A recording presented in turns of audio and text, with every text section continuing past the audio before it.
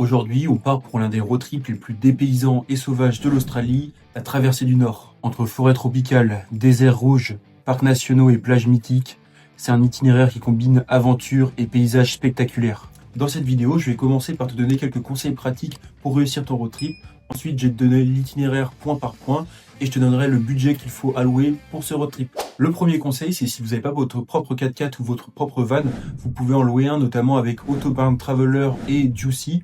En gros, c'est vraiment les meilleures plateformes pour le faire parce que les vannes, ils sont directement aménagés et la location du van va vous coûter entre 80 et 120 $ par jour en fonction de la taille du van que vous allez louer. Donc si vous voulez louer un 4x4 ou un van pour ce road trip, n'hésitez pas, je vous ai mis des liens dans la description pour pouvoir le faire directement.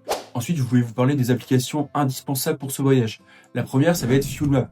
En gros, là, vous allez parcourir des distances qui vont être énormes. Du coup, le premier poste de dépense, ça va être l'essence. Donc, si vous arrivez à trouver les stations essence au meilleur prix, c'est vraiment l'idéal. Et en gros, FuelMap, c'est une application comme ça, sous forme de carte, qui référence tous les points où vous pouvez faire le plein. Et en gros, vous pouvez choisir les stations essence qui vous permettent d'avoir l'essence au meilleur prix.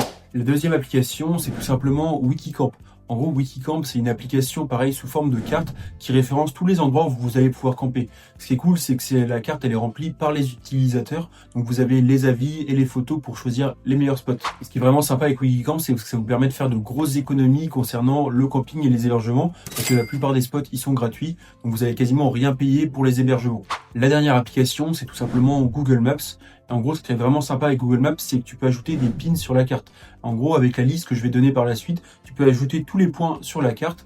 Et en gros, tu n'as plus qu'à les suivre un par un et ça te fait un itinéraire déjà préétabli et tu n'as pas besoin de te prendre la tête sur la route. Le dernier conseil, c'est de bien télécharger des podcasts ou des playlists. En gros, tu vas faire des heures et des heures de route. Il y aura plein de moments où tu n'auras pas Internet. Donc, si tu as de la musique ou des podcasts, ça passera beaucoup plus vite. Le dernier conseil, c'est concernant la sécurité. En gros, tu verras dans le nord, il y a plein d'endroits où il y a des crocodiles. Donc, vraiment, baigne-toi dans les endroits qui sont indiqués comme sûrs et où il n'y a pas de crocodiles. Parce qu'il y a plein d'accidents qui arrivent tous les ans. Donc, vraiment, fais attention quand tu te baignes à pas te baigner dans une zone où il y a déjà des crocodiles. Le point de départ pour notre road trip, ça va être Cairns. Donc pendant que tu es à Cairns, n'hésite pas à faire le plein, que ce soit d'eau, de nourriture, de bien checker la pression des pneus, le liquide de refroidissement et l'huile, parce qu'en gros, tu vas arriver après dans des zones vraiment désertiques. Donc check bien le matériel avec lequel tu vas partir en road trip, c'est hyper important. Le premier spot que tu peux faire à la sortie de Cairns, c'est le parc national de Undara Volcanic. Donc là, c'est de grosses formations volcaniques. Si tu veux faire des randonnées, c'est vraiment parfait pour ça. Une fois que tu as fini avec le premier national park, tu peux aller jusqu'à Cobbold Gorge. En gros, c'est un spot où tu as des formations rocheuses et tu as comme un petit cours d'eau, donc comme un petit canyon qui passe au milieu. Ce que tu pourras faire, c'est des sorties en bateau ou en paddle. Mais bien sûr, c'est encadré parce qu'il y a des spots où il y a des crocodiles. Donc tout ça, c'est encadré, mais tu peux aller à Cobbold Gorge. Ensuite, tu peux filer jusqu'à Normanton.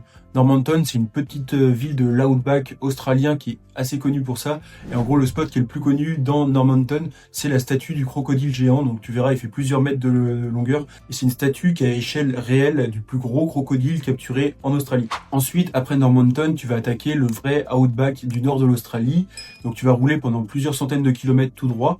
Et si tu as la motivation, alors ça c'est quand même un détour qui est de plusieurs heures, mais c'est quand même un point iconique en Australie. Tu peux aller jusqu'à Alice Springs et Uluru. Donc Uluru, c'est le rocher iconique du centre de l'Australie. Donc c'est iconique parce que c'est un endroit qui a une vraie âme, notamment pour les aborigènes.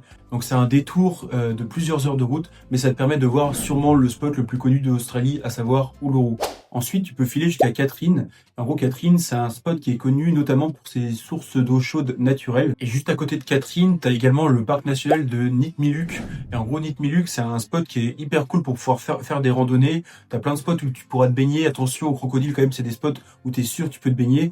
Et vraiment, c'est juste sublime. Et là, tu es vraiment dans le vrai outback australien avec des formations rocheuses rouge ocre et des gorges dans tous les sens. Après, tu peux aller dans le spot iconique de Kakadu National Park.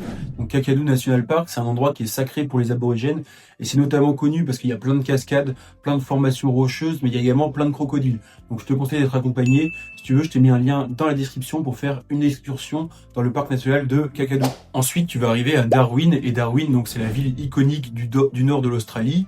Et en gros, en partant de Darwin, tu as des excursions qui te permettent d'aller voir le parc national de Litchfield et également d'aller voir des jumping crocodiles. Donc jumping crocodile, c'est quoi? C'est en gros, tu es sur un bateau au milieu d'une rivière qui s'appelle Adelaide River et en gros, tu vas voir, c'est des crocodiles qui sortent hors de l'eau et en gros, tu vas voir, ils sortent à plusieurs mètres de hauteur. C'est vraiment hyper impressionnant.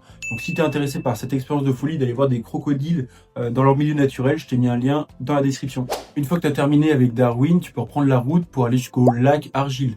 Donc lac Argyle, c'est un parc qui est artificiel, mais qui est vraiment gigantesque, et tu peux aller le voir au coucher du soleil, c'est vraiment le meilleur moment pour aller voir ça. En reprenant la route, tu as quelques spots qui sont vraiment cool, c'est comme des piscines naturelles, donc tu as Galbija et De Grotto, c'est des spots qui sont vraiment cool pour pouvoir te rafraîchir. Le road trip va se terminer après dans la ville de Broome, donc Broome, ce qui est cool, c'est une ville qui est faite pour les backpackers, vraiment si tu veux faire la fête, il y a plein de douves, donc des soirées organisées sur la plage, le coucher de soleil de Cable Beach, il est exceptionnel, et si tu veux faire des balades à dos de chameau, tu peux également le faire aussi sur Cable Beach.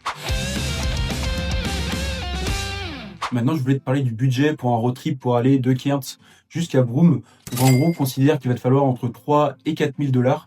Et en gros, le premier poste de dépense, ça va vraiment être l'essence vu que tu vas couvrir une grande distance. Donc c'est pour ça, n'hésite pas à regarder sur Fuel Map pour avoir l'essence au meilleur prix et du coup limiter les dépenses de ton road trip. Voilà, t'as tout pour réussir ton road trip pour aller de Cairns jusqu'à Broome.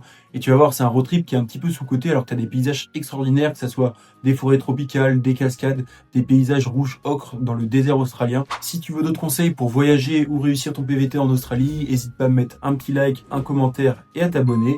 Et sur ce, je te dis à la semaine prochaine pour une nouvelle vidéo. Ciao!